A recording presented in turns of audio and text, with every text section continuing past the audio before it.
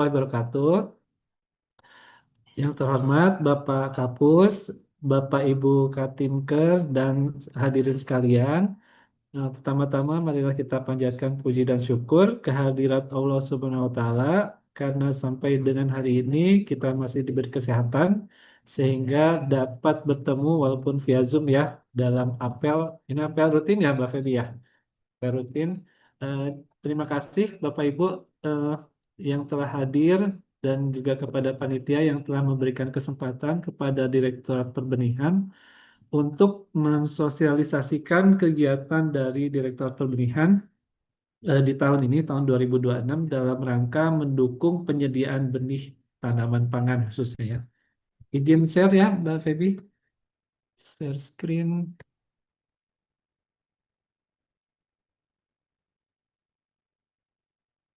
Apakah sudah muncul di layar, Mbak Feby?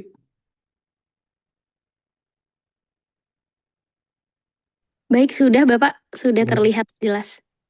Oke, em, kita mulai saja. Jadi, Bapak Ibu sekilas mengenai tugas dan fungsi Direktorat Perbenihan Tanaman Pangan sesuai dengan Permentan Nomor 2 Tahun 2025. Jadi, tugas dari Direktorat Perbenihan Tanaman Pangan adalah perumusan kebijakan, kemudian pelaksanaan kebijakan, penyusunan NSPK, pemberian bimbingan teknis dan supervisi, dan pelaksanaan evaluasi dan pelaporan di bidang apa? Yaitu di bidang penilaian dan penyebaran varietas. Ini terkait dengan proses pelepasan varietas ya. Jadi dari BRMP maupun dari swasta yang ingin melakukan pelepasan varietas yang melalui pemuliaan mengajukan ke kami nanti bekerja sama dengan PVT akan kami proses penilaian untuk menghasilkan varietas SK pelepasan varietas. Kemudian bidang lainnya adalah pengawasan mutu benih. Ini adalah kegiatan mulai dari sertifikasi dan juga pengawasan peredaran benih. Untuk pelaksanaan di daerahnya dilaksanakan oleh Balai Pengawasan dan Sertifikasi Benih yang berada di bawah Dinas Pertanian Provinsi. Sementara kita menyediakan rumusan kebijakan dan juga NSPK-nya ya. Kemudian penyediaan dan pemanfaatan benih.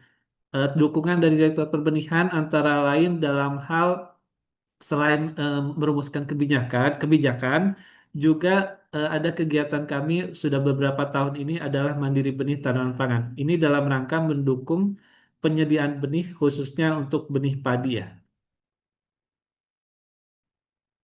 Nah, ini 4 subsistem yang ada di dalam sistem perbenihan tanaman pangan. Subsistem yang pertama adalah penilaian dan penyebaran varietas.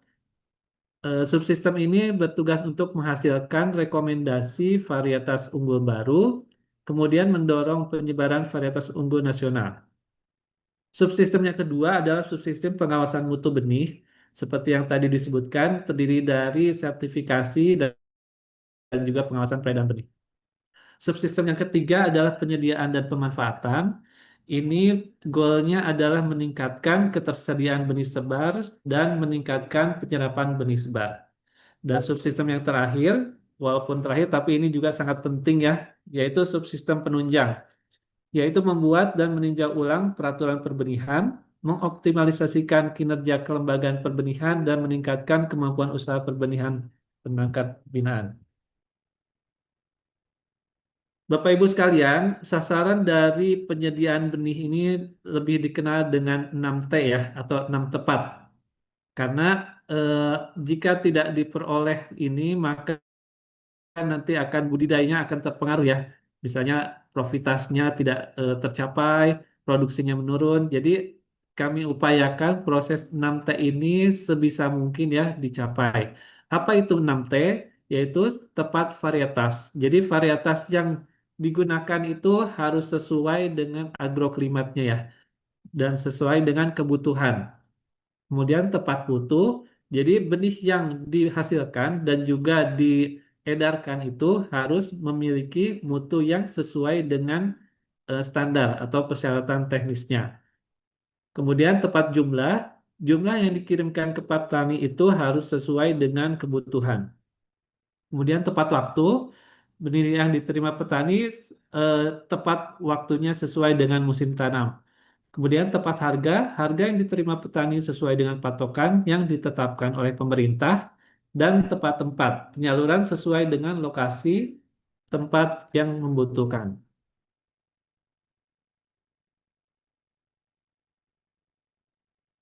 Bapak Ibu, ini adalah rencana kebutuhan ketersediaan benih tahun 2026. Sasaran tanam untuk tahun 2026 ini adalah 10 juta, 10,657 juta ya.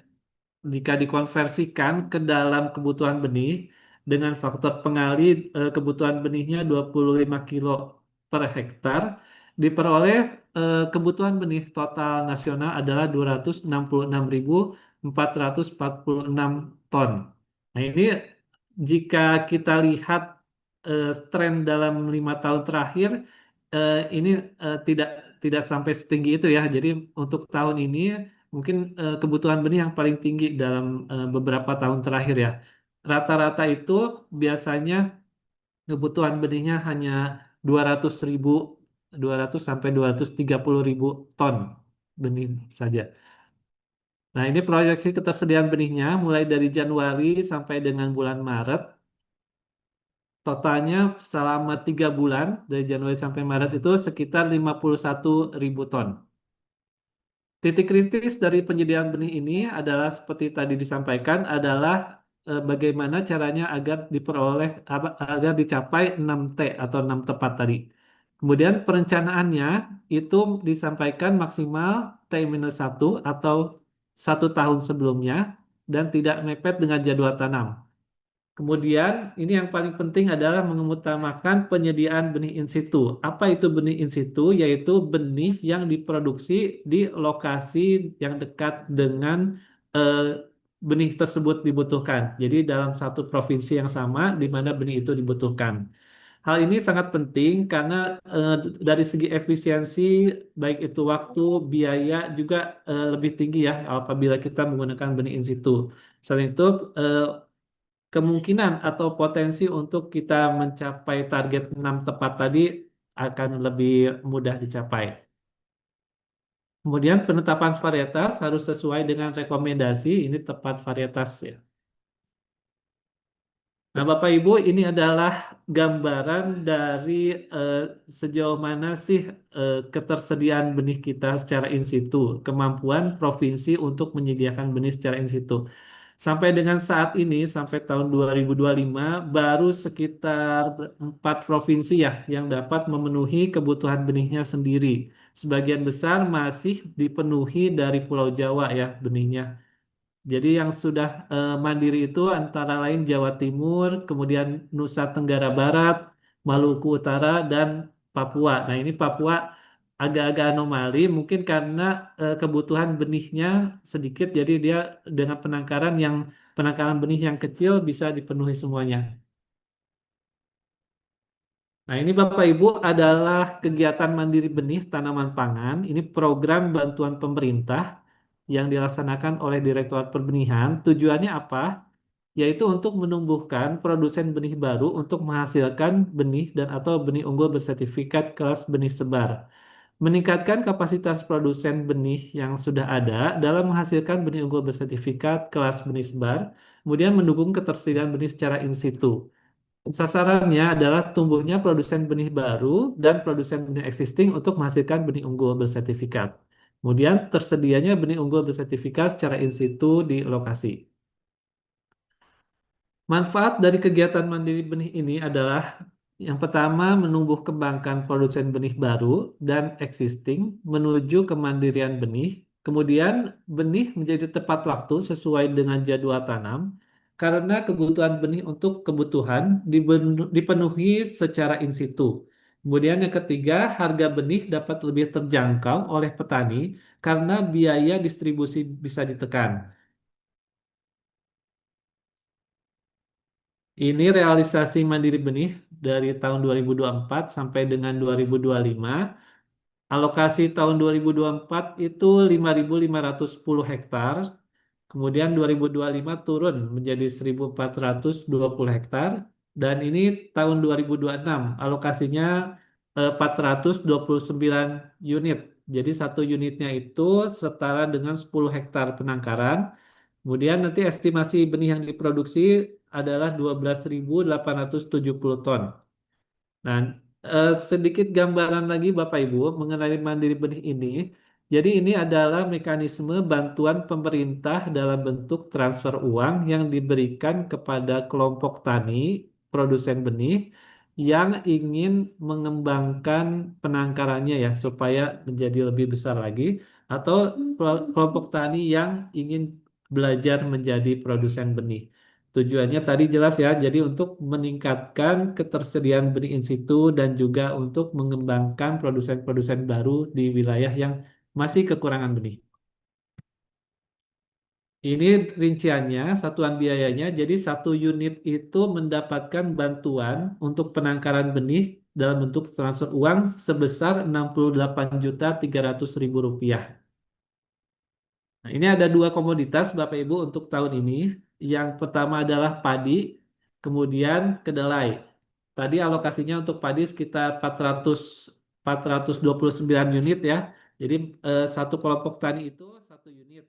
Jadi 429 kelompok tani. Nanti Bapak Ibu mungkin yang di wilayahnya ada kelompok tani yang potensial untuk dijadikan sebagai penangkar. eh, Mohon bantuannya untuk segera mengusulkan ya sesuai dengan prosedur. Jadi sekarang dari penyuluh nanti ke BRMP ya mengusulkan CPCL-nya ke BRMP di provinsi. Untuk komoditas yang kedua selain padi adalah kedelai. Jadi untuk kelompok tani yang ingin menjadi penangkar benih kedelai, kita ada juga alokasi bantuan mandiri benih sebanyak 24 unit. Bantuannya untuk satu unitnya itu 36.887.500 rupiah. Ini rinciannya, jadi nanti uang yang ditransfer ke kelompok tani akan digunakan oleh kelompok tani untuk membeli antara lain benih sumber, kemudian pupuk dan pestisida, kemudian nanti diberikan juga moisture tester atau alat pengukur kadar air benih, kemudian mesin jahit untuk karung, kemudian timbangan digital dan plastik sealer. Untuk yang kedelai benih sumber eh, yang di uang yang digunakan nanti untuk benih sumber, kemudian ongkos kirim benih, pupuk dan pestisida. Nah, ini jadwal palang untuk kegiatan mandiri benih. Kita sudah memasuki Maret ya, tapi eh, untuk pencairan bantuan sepertinya belum ada. Kita masih memverifikasi CPCL karena Juknis untuk mandiri benih masih menunggu ya, menunggu finalisasi. Eh, Nanti kalau sudah final, pasti kita akan informasikan detailnya kepada Bapak Ibu penyuluh. Diharapkan terakhir nanti Juni ya, Juni itu sudah kita eh, cairkan semuanya, sudah dilakukan penangkaran semuanya untuk memenuhi kebutuhan nanti benihnya di eh, tahun ini ya, 2026. Nah, ini sekilas mengenai kegiatan Direktorat Benih yang lain, yaitu mengenai informasi ketersediaan benih padi. Nah, ini adalah data yang kami update setiap minggu sekali, dirilis setiap minggu sekali. Datanya bersumber ada dua sumber. Yang pertama dari BPSB ya, tadi Balai Pengawasan dan Sertifikasi Benih dari 33 provinsi, kemudian dari produsen benih yang sudah sertifikasi mandiri. Jadi produsen tersebut dapat mensertifikasi eh, produknya sendiri karena sudah menerapkan dan sudah memperoleh sertifikat ISO 9001 dari lembaga sertifikasi. Ini kami update, ini yang data per 5 Februari ya. Datanya itu antara lain padi dan jagung, baru dua komoditas itu, padi dan jagung. Nah ini jagungnya. Nah ini beberapa kebijakan yang mendukung penyediaan benih ini untuk varietas lokal ya, untuk varietas lokal. Ini juga kami bekerja sama juga dengan BRMP ya mengeluarkan rekomendasi varietas tanaman sesuai dengan agroklimatnya, agroklimat. Nah, sebagai penutup, Bapak Ibu, benih sebagai bagian penting dari sarana budidaya harus tersedia sesuai dengan prinsip 6T. Kemudian penyediaan benih untuk 2026 telah diantisipasi dengan penyediaan peraturan dan dokumen diskresi terkait, kegiatan mandiri benih, serta peningkatan kompetensi sumber daya manusia pengawas benih tanaman. Kemudian diperlukannya koordinasi dan sinergi Direktorat Perbenihan Tanaman Pangan bersama stakeholder ya, termasuk juga Bapak Ibu penyuluh terkait untuk memenuhi kebutuhan benih bersertifikat dalam upaya mendukung program swasembada pangan nasional. Demikian Bapak Ibu, Mbak Febi yang bisa kami sampaikan. Kurang lebihnya mohon maaf. Wassalamualaikum warahmatullahi wabarakatuh. Waalaikumsalam warahmatullahi wabarakatuh. Baik, kami ucapkan terima kasih yang setinggi-tingginya kepada narasumber kita pada pagi hari ini, Pak Suja. Terima kasih sudah mewakili Bapak Direktur Perbenihan. Sama-sama, Ah, Mbak. Terima kasih atas paparannya dan juga semoga semakin bisa bersinergi dengan seluruh para penyuluh pertanian seluruh Indonesia. Ya, siap. Untuk mengakhiri, mungkin kita dengarkan dulu closing statement dari Bapak Kapusluh. Apakah Pak Kapus masih bergabung, Bapak? Mohon izin.